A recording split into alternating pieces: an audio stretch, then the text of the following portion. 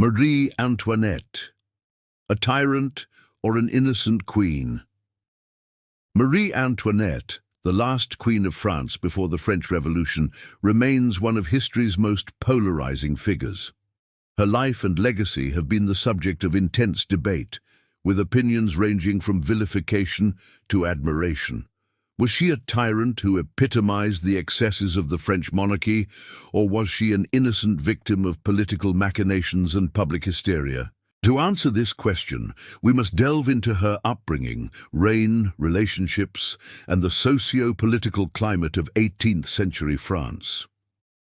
Early life, the making of a princess. Born on November 2, 1755 in Vienna, Austria, Maria Antonia Josepha Johanna was the youngest daughter of Empress Maria Theresa and Emperor Francis I. From birth, her life was shaped by royal duty and dynastic alliances. At the age of 14, she was married off to Louis Auguste, the Dauphin of France, as part of a strategic alliance between Austria and France.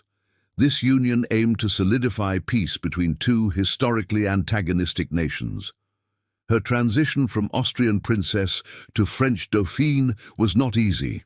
Upon arriving in France, Marie Antoinette had to relinquish all ties to her homeland, including her native language and customs. She adopted the name Marie Antoinette and embraced French culture, though her Austrian roots would haunt her throughout her life. Critics accused her of being a foreign interloper, sowing distrust among the French populace. Despite these challenges, Marie Antoinette initially endeared herself to the French court. Her youthful charm, elegance, and playful demeanor captivated many.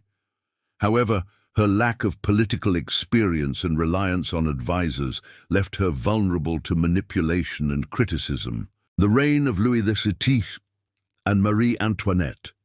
When Louis XVI ascended the throne in 1774, Marie Antoinette became Queen of France. The young couple faced immense pressure to produce an heir, but their marriage remained unconsummated for years due to Louis's apparent impotence. This delay fueled rumors about the Queen's fidelity and moral character, further eroding her reputation. As Queen, Marie Antoinette wielded significant influence over the court at Versailles. She surrounded herself with a close circle of friends and favorites, often bypassing traditional power structures. Her extravagant lifestyle and penchant for gambling, fashion, and lavish parties earned her the nickname Madame Deficit. Critics accused her of squandering France's wealth, while the country grappled with financial crises exacerbated by costly wars and poor governance.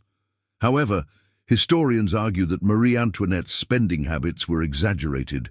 While she certainly indulged in luxury, her expenditures paled in comparison to those of other members of the nobility and the state itself. Nevertheless, her image as a spendthrift became deeply ingrained in public consciousness, thanks in part to propaganda spread by her enemies. The affair of the diamond necklace.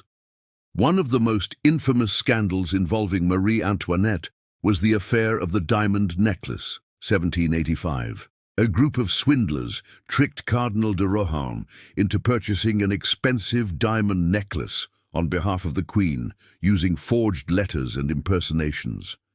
When the scheme unraveled, it cast doubt on Marie Antoinette's integrity and morality, even though she was entirely innocent.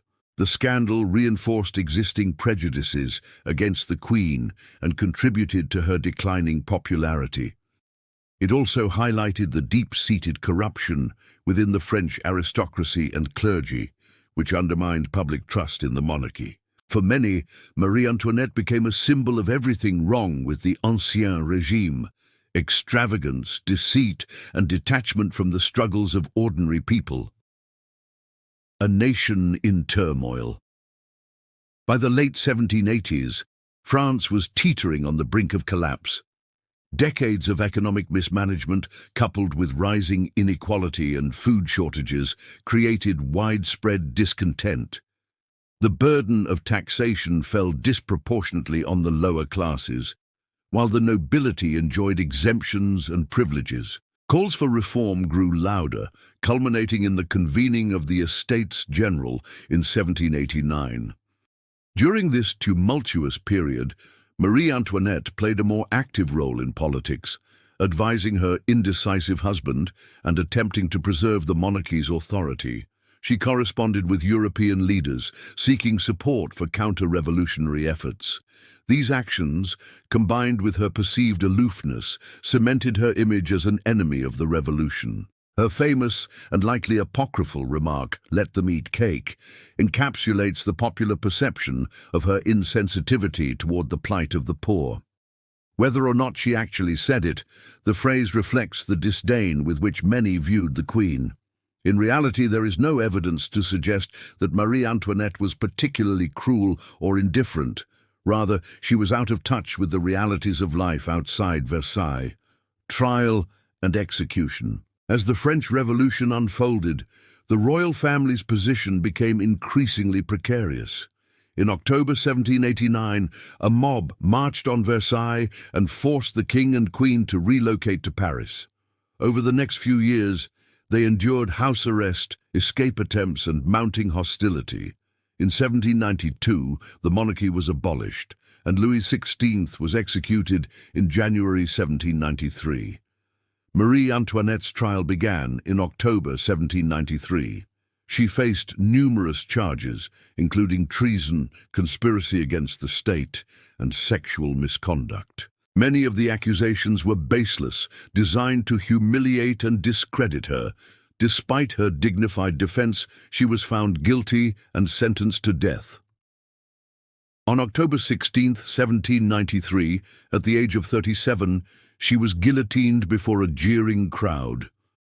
Her final words, reportedly spoken to her executioner after accidentally stepping on his foot, were, "Pardon me, sir, I meant not to do it."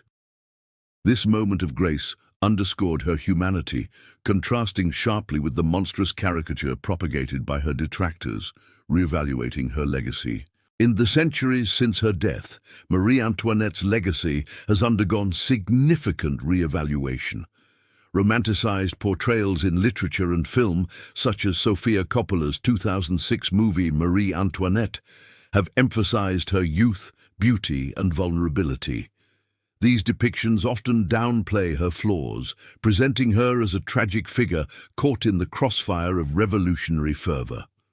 At the same time, historians have sought to contextualize her actions within the broader framework of the era. They acknowledge that while Marie Antoinette made mistakes, she was neither solely responsible for France's downfall nor uniquely culpable compared to other members of the elite. Her reputation suffered because she was a woman in a male-dominated world, a foreigner in a xenophobic society, and a scapegoat for systemic failures. Conclusion: tyrant or innocent victim? Was Marie Antoinette a tyrant? The evidence suggests otherwise. While she embodied the extravagance and elitism of the French monarchy, she lacked the power and agency to enact meaningful change. Her primary fault lay in her inability or unwillingness to connect with the suffering masses. Was she an innocent victim? Not entirely. Her decisions, particularly during the later years of her reign, alienated potential allies and emboldened her critics. Yet her ultimate fate, a public execution orchestrated by a vengeful mob, far exceeded any reasonable punishment for her alleged crimes. In truth, Marie Antoinette occupies a complex middle ground. She was both a product of her time and a casualty of it. Her story serves as a cautionary tale about the dangers of unchecked privilege, the consequences of political polarization, and the enduring power of propaganda. Whether viewed as a tyrant or an innocent queen, Marie Antoinette remains a fascinating and enigmatic figure whose life continues to captivate and inspire reflection.